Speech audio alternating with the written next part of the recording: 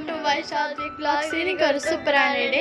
இன்னைக்கு வந்துட்டு ஓடிஜி அவனில் எப்படி பீஸா செய்யறதுன்றதை பார்க்கலாம். வாங்க ஃப்ரெண்ட்ஸ், வீடியோக்குள்ளே போகலாம். 250 ml வாட்டரில் 1.5 டீஸ்பூன் ஈஸ்ட், 2 டீஸ்பூன் சுகரை 5 to 10 minutes அப்படியே வச்சிங்கன்னா ஈஸ்ட் ஆக்டிவேட் ஆகிடும். ஸோ ஃப்ரெண்ட்ஸ், இப்போ நம்ம ரெடி பண்ணி வச்சுருக்கிற டவ்வை ஈவனாக ஸ்ப்ரெட் பண்ணி ஃபோக் யூஸ் பண்ணி குத்தி விட்டுக்கணும். குத்தி விட்ட பிறகு நாங்களே வீட்டில் சாஸ் செஞ்சோம், அதை அப்படியே ஈவனாக ஸ்ப்ரெட் பண்ணி விட்டுக்கிட்டோம்.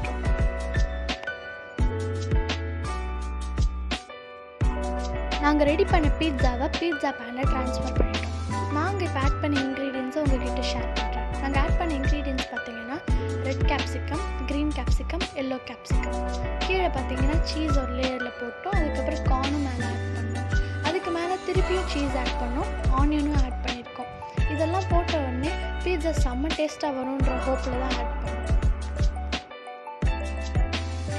பீட்சாவை வெளியில் வாங்கி சாப்பிட்றத விட வீட்டிலே நம்மளே குக் பண்ணி சாப்பிட்டோம்னா வெளியில் போடுற மாதிரி நிறைய கெமிக்கல்ஸ் நம்ம வீட்டில் போட மாட்டோம். அதே மாதிரி நம்மளே செஞ்சு சாப்பிட்டோன்ற ஒரு ஹாப்பினஸும் நம்மளுக்கு கிடைக்கும். இந்த பீட்சாவை ரெடி பண்ண பிறகு ஓடிஜி அவனில் 230 degree Celsius டெம்பரேச்சர் வச்சுட்டு 10 minutesக்கு ப்ரீ ஹீட் பண்ணணும்.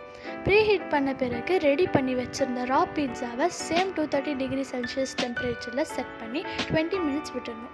அது ரெடி ஆனதுக்கப்புறம் நாங்கள் ஓவன்லேருந்து அதை வெளியில் எடுக்கும்போது செம்ம சாஃப்ட் அண்ட் ஸ்பாஞ்சியாக இருந்தது ஃப்ரெண்ட்ஸ். ஹோம்மேட் பீட்சா செம்ம டேஸ்ட் அண்ட் அல்டிமேட்டாக இருந்தது ஃப்ரெண்ட்ஸ். ரொம்ப சாஃப்டாகவும் இருந்தது. அண்ட் இந்த வீடியோ உங்களுக்கு பிடிச்சிருந்ததுன்னா லைக் பண்ணுங்கள், கமெண்ட் பண்ணுங்கள், ஷேர் பண்ணுங்கள். மறக்காமல் வைஷால்விக் vlogs சப்ஸ்கிரைப் பண்ணிடுங்க. அப்படியே அந்த பெல் ஐக்கானை கிளிக் பண்ணிடுங்க. And please keep supporting us.